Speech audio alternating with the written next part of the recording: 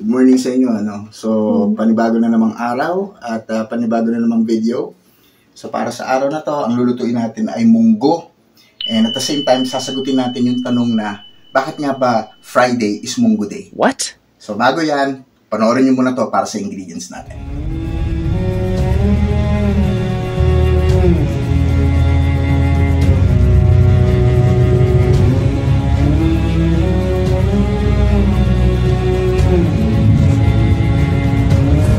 Parang pangit, putangin na. Ulit.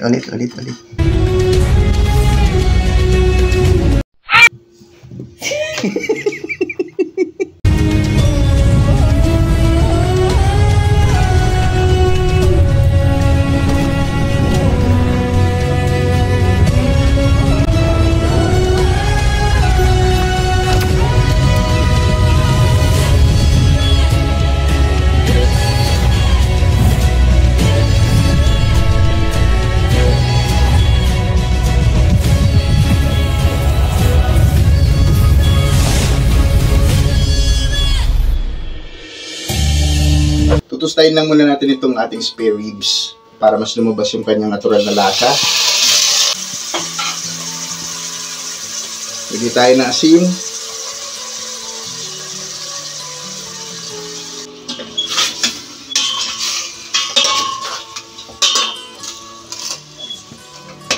Para sa mga nagluluto sa kanilang mga bahay or yung mga mahilig magluto dyan, hindi na siguro mahirap sa inyo kung paano magluto ng ginisang munggo. No? Pero this time, sana mai-try nyo itong version na to. No? Mas pasasarapin kasi natin siya gamit yung ating hipon,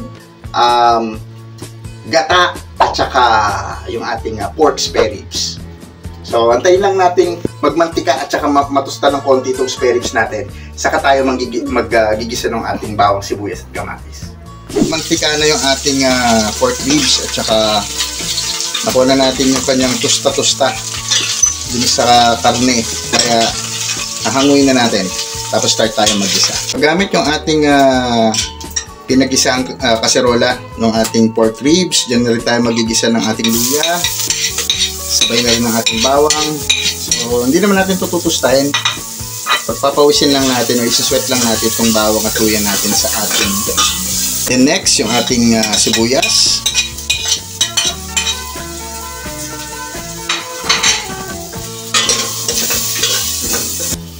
So medyo translucent na yung ating sibuyas. Lagyan na natin yung kamatis. So ako, gusto ko yung maraming kamatis kapag nagigisa ako ng munggo, pakbe. Tsaka ang sarap niyan pag kumata sa mantika. So ganun din, naantayin lang natin siyang malamog dito sa ating ginisa. Then at the same time, i-deglaze natin gamit yung, kasi yung kamatis at saka sibuyas, yung sariling water content yan. So pag nagtubig yan, yun yung gagamitin natin pang scrape o pang deglaze ng mga brown sa gilid-gilid. May extra flavor din yun na magpapasarap sa ginisang munggo natin. Habang inaantay natin na magisang mabuti yung ating kamatis, sasagutin na natin yung tanong kung bakit Friday is Munggo Day. So basically, pinaghalo siyang religion at saka pagiging practical. So sa religion, during Spanish era, pinapaalala ng mga paring praile dun sa mga Noiti, sa mga Pinoy, na bawal kumain ng karne pag tuwing Biyernes. So pinapaalala nila yung pagpapakasakit at paghihirap, pagkamatay ni Jesus. Sino pinapanggit nyo daw na po sa... Ito sa Lord Jesus. No, during Good Friday, yun yung nagsisilbi na paalala sa atin na bawal magkarne o bawal masyadong masaya. So, kailangan ang kinakain is gulay, no? So, yun na yung, kumbaga, tanda ng pagpepenitensya natin. Then, at the same time, ang munggo is isa siyang kalahi ng mga legumes o yung mga peanuts. So, mayaman siya sa protein and kahit saan tumutubo ka agad siya. So, practically, ang munggo, madaling tumubo. Kahit wala kang ref, madali siyang ma-store. And then, at the same time, ang pamamalay or schedule ng pamamalay ang kinuha ng mga Pilipino is kapag ka-weekends lang, Saturday, Sundays, tapos wala na kasing sariwang prutas at gulay, at saka mga karne kapag ka weekdays, particularly pag Thursday and Friday.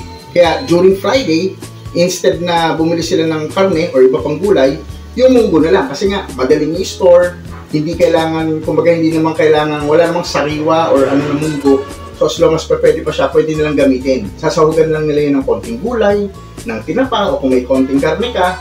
So yun na, goods na, pwede na nilang kainin. At saka at the same time, sa isang cup ng munggo, makakapagpakain ka na ng isang buong pamilya. Or baka mayroon pang tira niyang kinagabihan. Ang munggo is hindi lang pang ulam. Pwede rin siya sa mga desserts. So di ba, yung munggo obviously pinapalaman sa hopya. Tapos yung isa pa yung kulay brown na munggo. Pwede niyo yung minatamis, no? Ilagay niyo siya. Tapos pag yung malambot na siya, i-mash nyo ng tinidor, o basta i-mash nyo yung munggo, haluin nyo, lagyan nyo ng asukal, tapos ibalot nyo sa lumpia wrapper, iprito nyo, tapos isawsaw nyo sa kondensada. Ito ang sarap nun.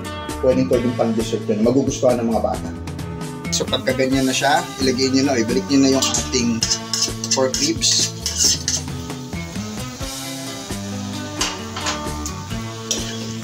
Tapos halo tayo ulit. Tapos ilagay na natin yung ating pinakulong munggo kanina. So pinakulong natin to ng mga 30 minutes hanggang sa makuha ko yung gusto kong durog or lapot ng munggo.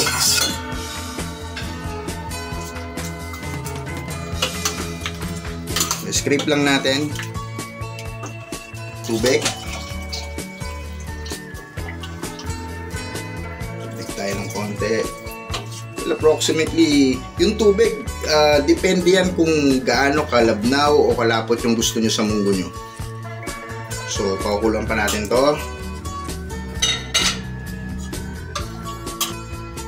and then 2 kutsarang patis. So isang punong ganito, katumbas siya ng 2 tablespoons. So yan, antayin na natin munang kumulo.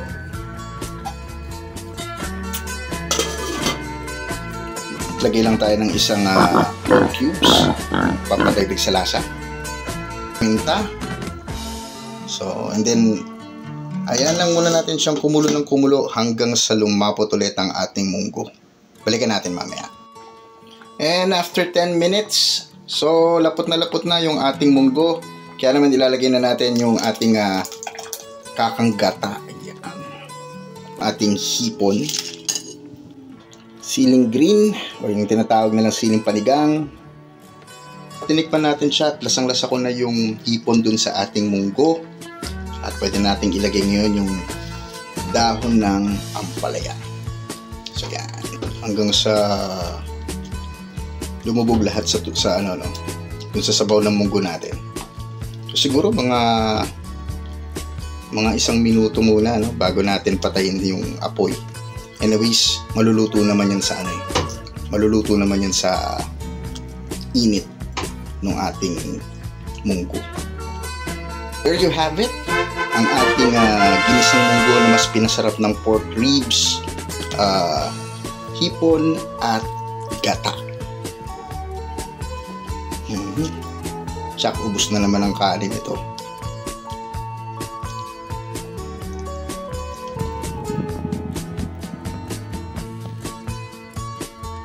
So yun lang, tapos na naman yung ating video.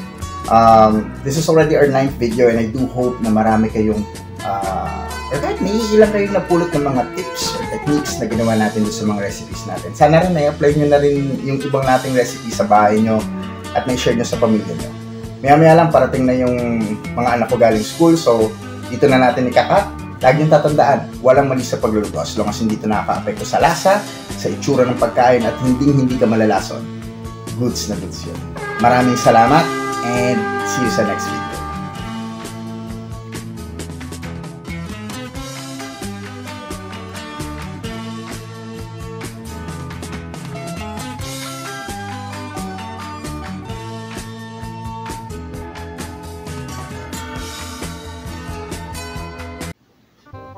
Oh, nakita mo naman siguro yung video natin. Munggo ang ulam mo din today. Kumakain ka ba noon? Oo. Talaga? Oo. Okay, sige. Yeah, masarap pa ulam ng kapitbahay eh.